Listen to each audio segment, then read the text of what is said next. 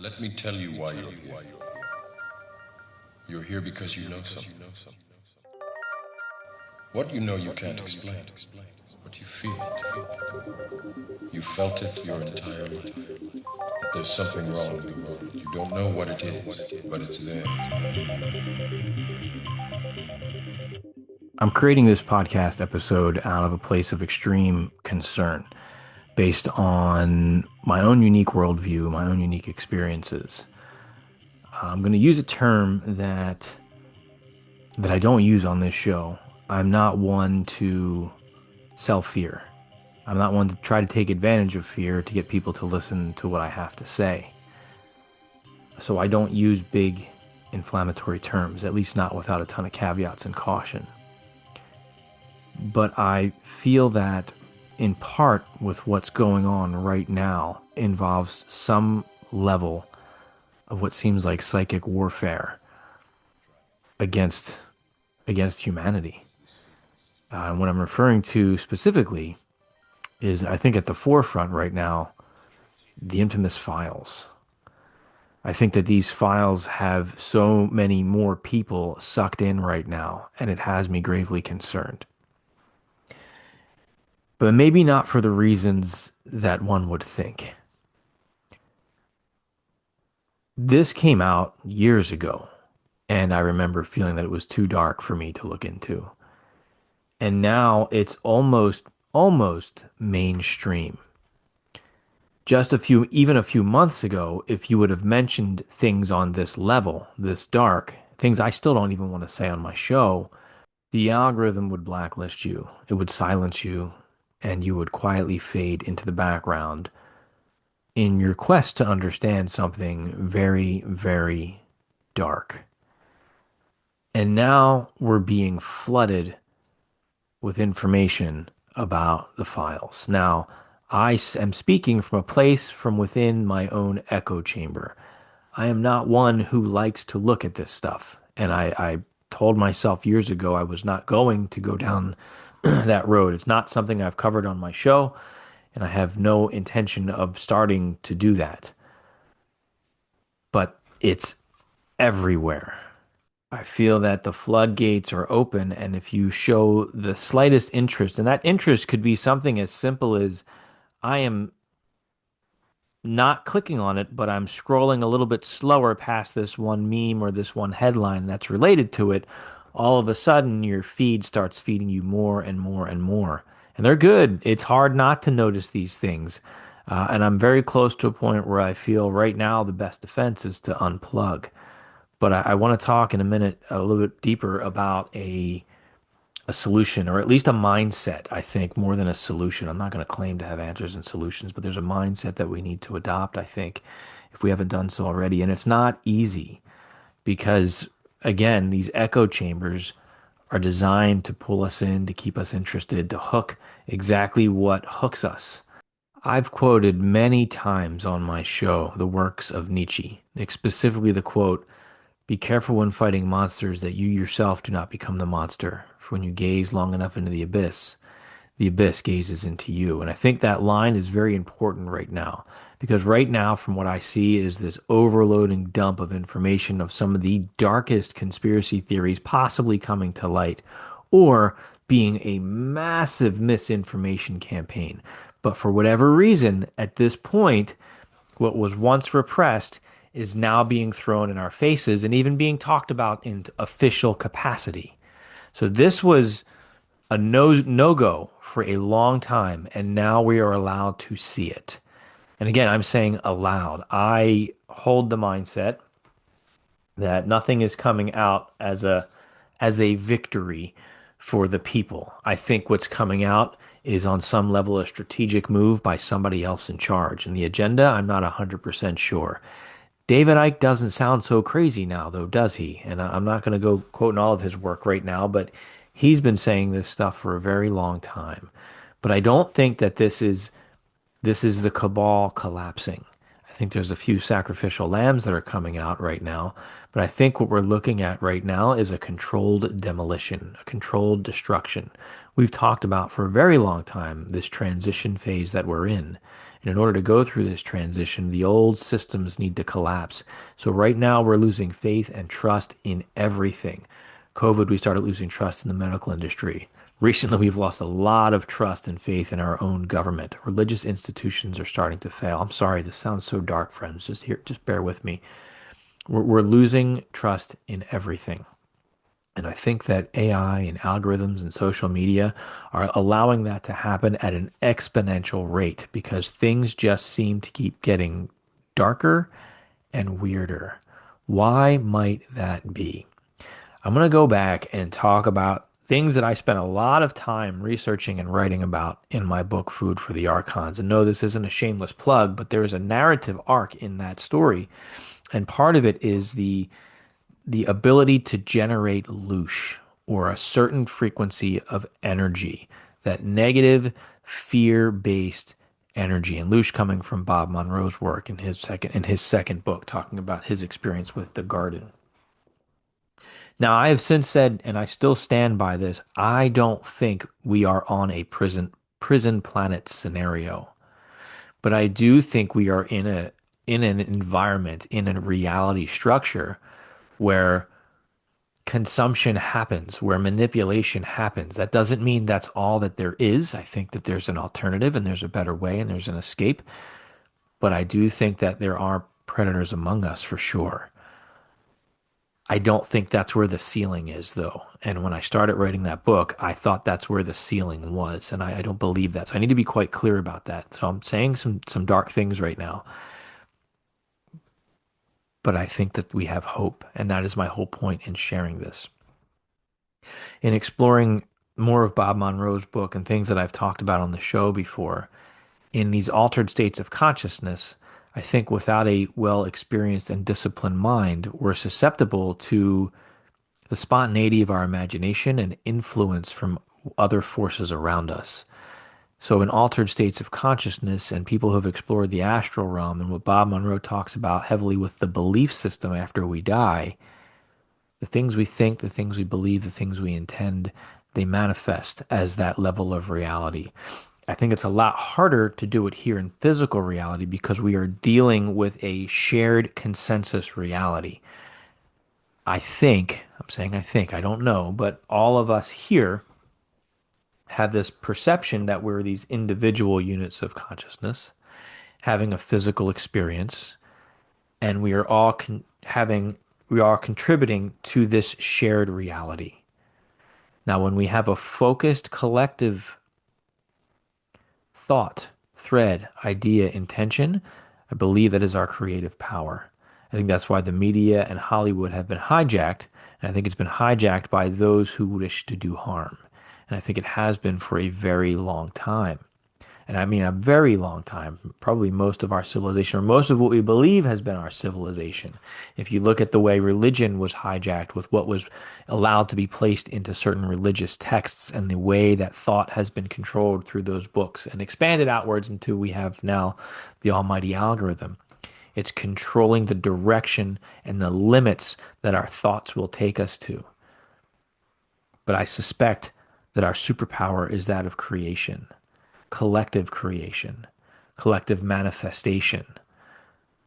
But we are so focused on the deep, dark, scary stuff right now. And where are we? We're in reactive mode.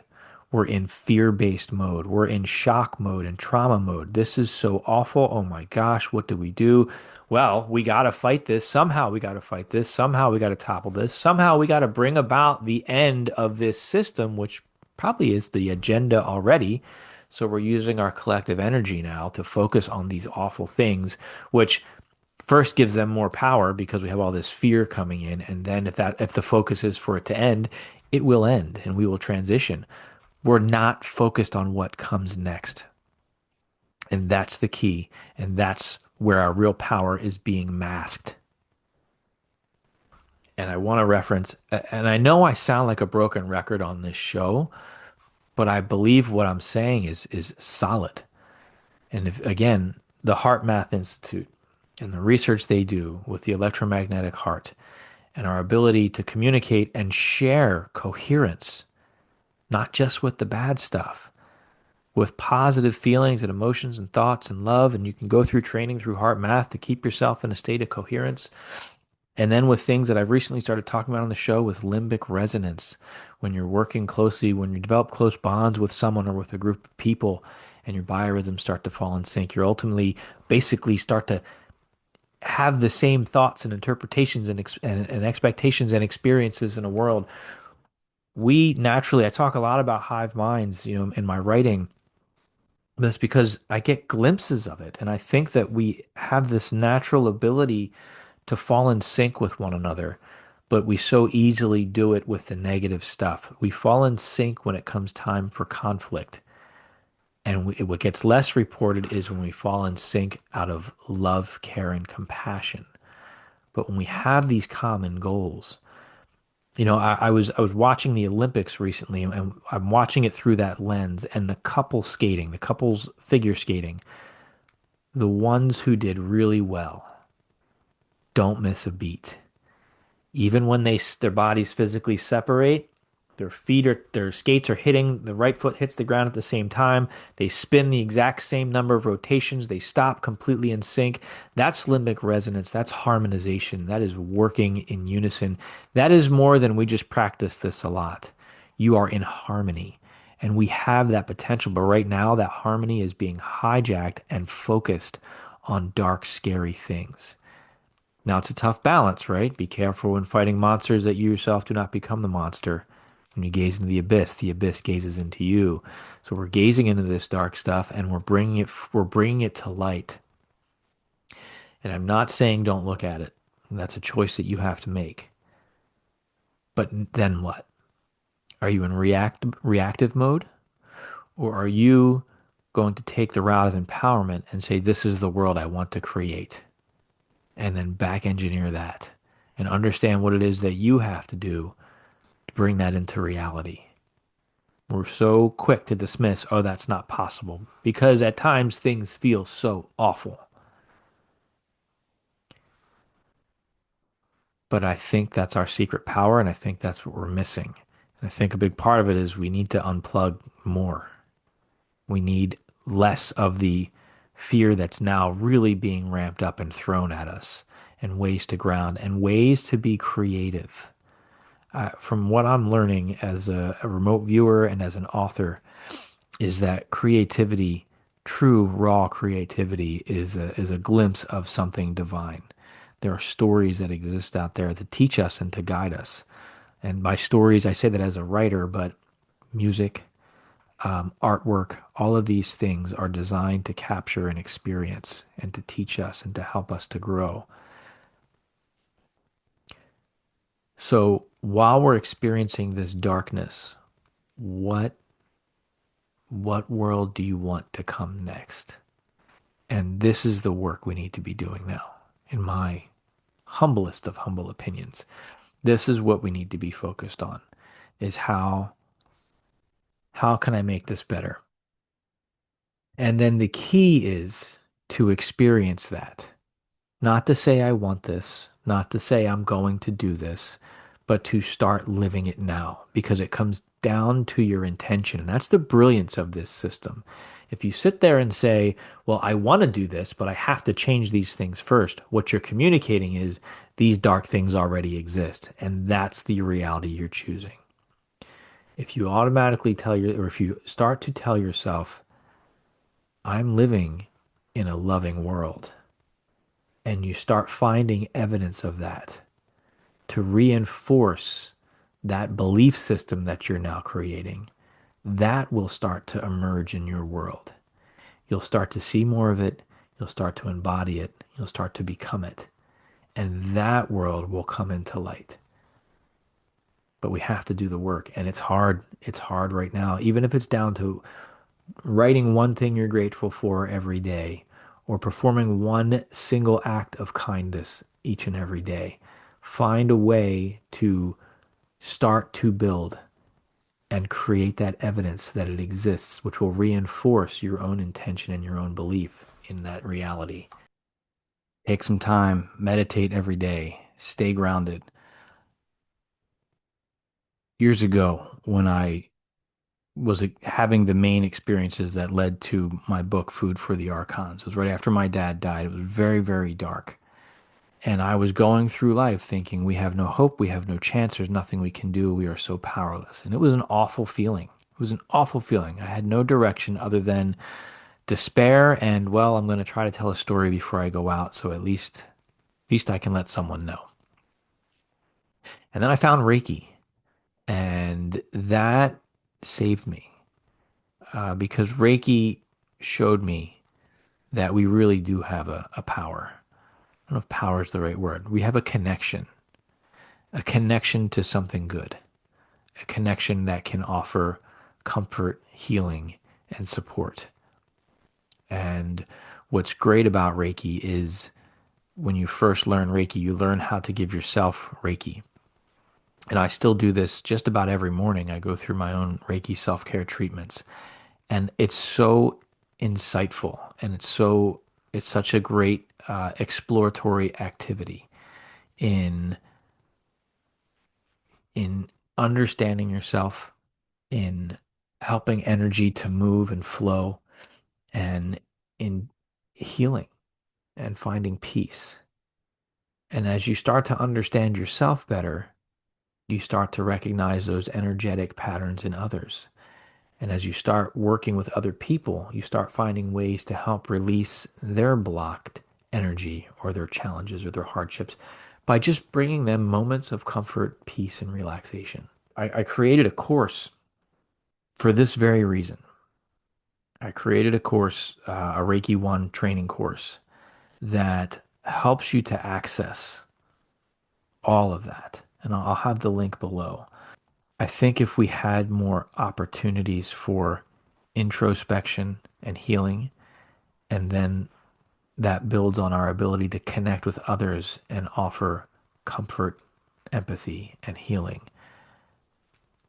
I think we'd be making a step in the right direction here. But really, I think what's happening right now is this scary thing is happening.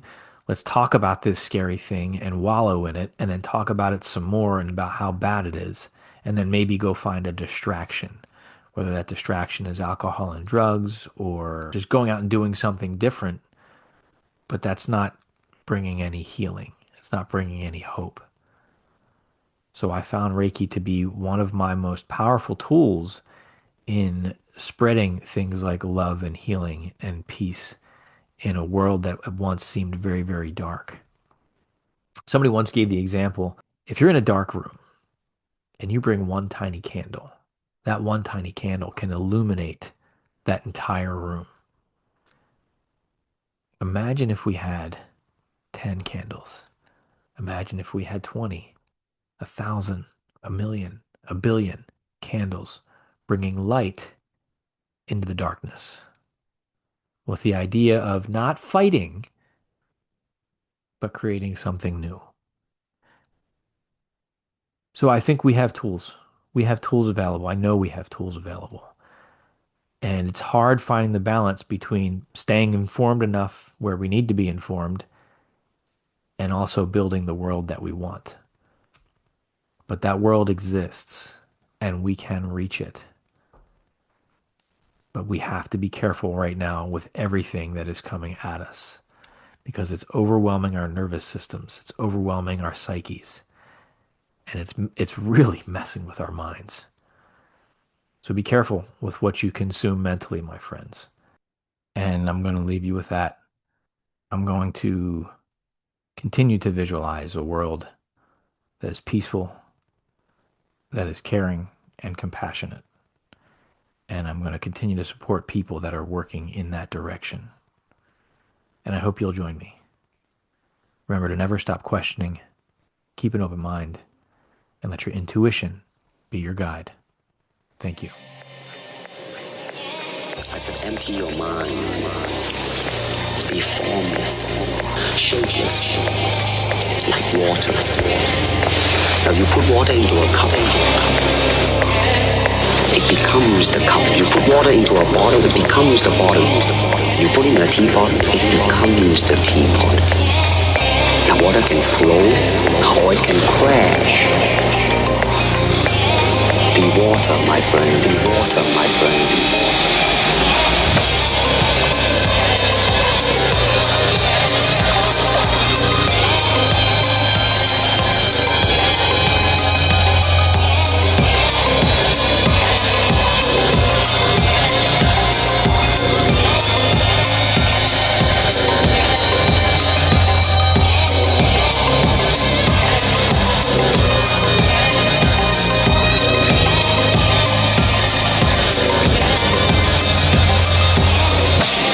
Be water, my friend, my friend.